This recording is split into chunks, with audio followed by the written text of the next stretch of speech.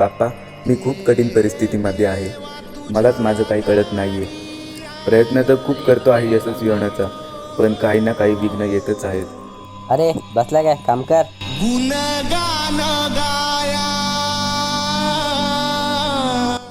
जास्त विचार करत बसू नकोस. मी जर तुला संकटात टाकतो आहे म्हणजे काहीतरी वेगळं असेलच ना.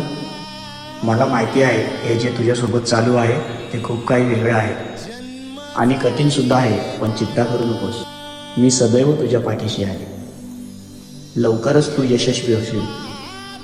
धीर ठेव, हा विघ्न आता तुझे सर्व विघ्न दूर करेल. आशीर्वाद भव.